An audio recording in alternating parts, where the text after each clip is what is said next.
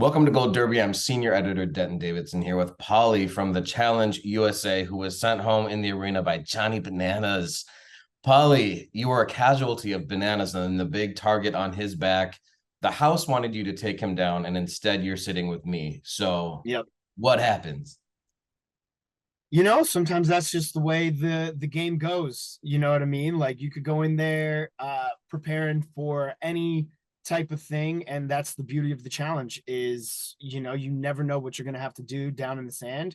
And when you have to go up against somebody who has that much experience over the span of the amount of seasons that he does, I mean, he has seen quite literally everything. But if you're going to go down, you might as well go down against one of the greats. Yeah. I mean, it's you never know what you're going to get in the arena because you could be like in a big physical altercation, which maybe would have been good for you, or Yeah. you're going to hold your hand over your head for 40 minutes. Like, Yeah. Johnny and I, we joked about it. We laughed about it right after the elimination because the one previous where Tori and Janae went after, like I had votes on my name there. And he was like, buddy, he goes, thank God that your name didn't pop out of the hopper then. He goes, because I'm 40. I'm not trying to do those kind of eliminations anymore. well, um, you walked into this house and you see Josh there, who you had some history with. You see Bananas. Um, we saw that discomfort with Josh. What was it like then seeing Bananas come up on that jet ski? And then were you sort of deflated by seeing these two at the beginning, or were you ready to bury the hatchet? What were your thoughts just at the beginning of the season? yeah, honestly, didn't truly know like how the format was gonna play out. In terms of like what the hopper was actually going to bring to the table. So like when I saw them show up, like I was just kind of ready to, play the game and see like what was going to go down. I didn't know if that hopper was going to mean that like we were going to get new team captains every time that there was a daily, or it would get brought in sporadically. I had no idea it was going to be, the elimination side of it until that first elimination. Yeah. So for me, there was a sense of, all right, how does this line up? How do I neutralize people who I think might be coming after me? But Josh actually neutralized that himself by picking me on his team. And then Johnny getting on that team as well, automatically because Corey and West got picked in that first round. So to me, once that happened, I went into the mindset of like, all right, we're teammates now. So we have to figure out how to work together, and we have to figure out how to win, and we have to figure out how to keep, ourselves safe. So whatever had gone on, we had to put it aside. And I was already under the mindset of coming into this season and not really, coming in hot, guns blaring, and getting in people's faces. Like I was going to just let like the game play out.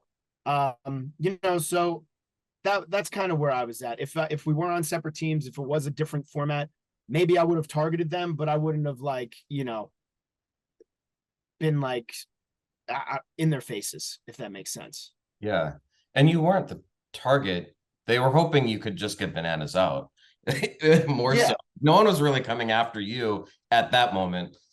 100%. I was sitting very good in the game. And once again, I take it as a badge of honor that people wanted to vote for me as somebody who could take out Bananas. And I think if Johnny and I go into 10 eliminations, right, like it could go either way. We match up pretty well in terms of like the things that we're good at, as well as the things that we're not good at. So who knows? A beanbag toss with an arm over your head. Johnny gets me on this one. It could be something else another time, and I'm getting him on that one. But the mutual respect is definitely there on the competitor side. It's been a minute since you've done one of these challenges. So, what made you come back to this one? And what made it so emotional for you to leave? Because you had sort of an emotional exit saying it was sort of like a lot off your chest. And you felt like a real challenger now. Yeah, I mean, I think for a lot of for my beginning seasons, I think a lot of the MTV veterans and a lot of the MTV challengers who maybe never got to play a game with me, they really did a number always trying to discredit me as a competitor, and as a challenger. And they really gave me a lot of hell, on all the seasons that I did. There was no easy paths to the end, for me.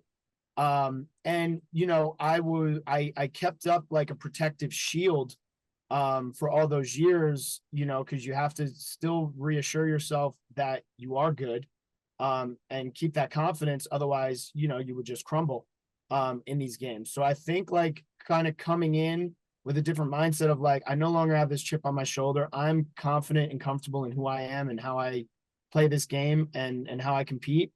I never in a million years expected to get like that, acknowledgement, from someone like Johnny, and even someone like Wes in that game who like gave me those props. But even like hearing everybody in the house, like these CBS people who only watched me, to walk into the house, be like, "Oh my God, dude, like you're a legend, like you're one of the greats, like you're one of the," and I'm like, this is all new for me. I don't know how to process all this. Like people actually telling me that I'm good, because like for a long time, like I was like the Nickelback of the challenge, right? Like people just jump on the hate train on social media, just because it's a popular thing to do, make a meme out of me, throw something out there to get a viral tweet. Like I was that guy.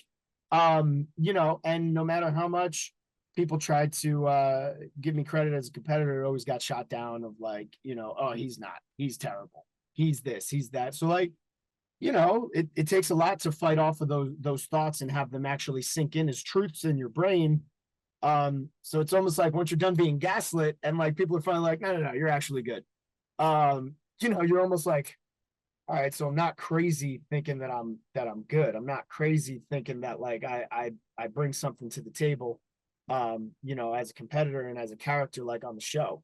Because it gets rough in those streets. So I think that was the whole emotional thing for me.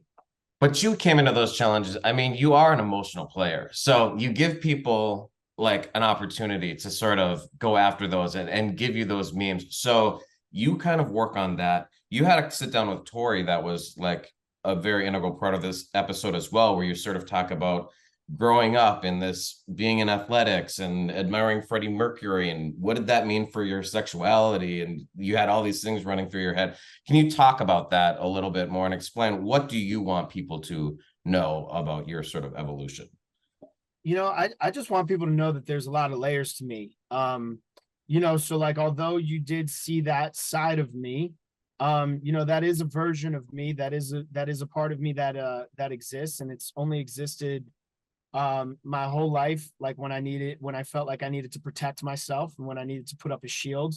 Growing up in athletics, you almost have to put a shield on, because people are always looking to find like a weakness to try and get an edge, whether it's in practice, whether it's in a game. I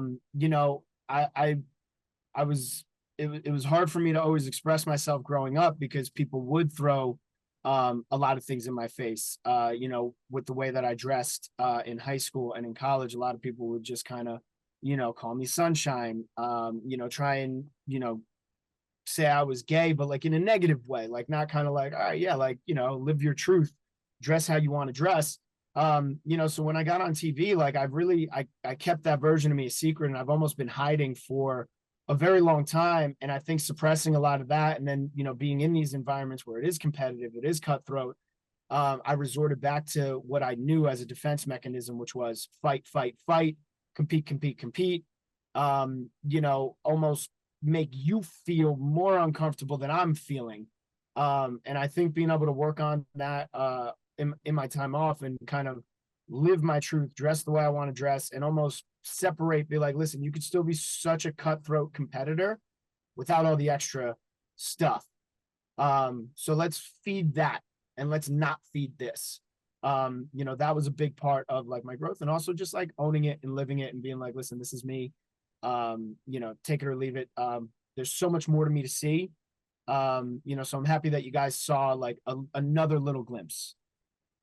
And outside of this chaos that we've seen in the past, how has the challenge and just Big Brother, this life in reality, how much has this show changed your life? What's the best impact it's had on you? Man, I mean, it fills a hole in me that I've missed since since I was a Division I athlete, since I was a professional athlete. Like, I see so many interviews of like these retired athletes, and they just talk about how they have to adapt to life, and like they don't, they have to almost hide that version of themselves because there's nothing to compete for. You don't have to be like that animal anymore. So this like fills that void for me, and it fills my life with so much passion. I love that people can see me, grow over time. And I love being able to compete. Like the adrenaline it gives me is just to no end.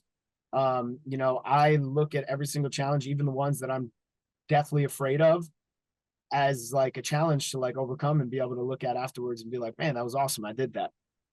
All right. So you coming back? I mean, I don't want to give away any spoilers, guys, but you'll definitely be seeing a lot of me. You're willing. You're moving willing to forward. come back.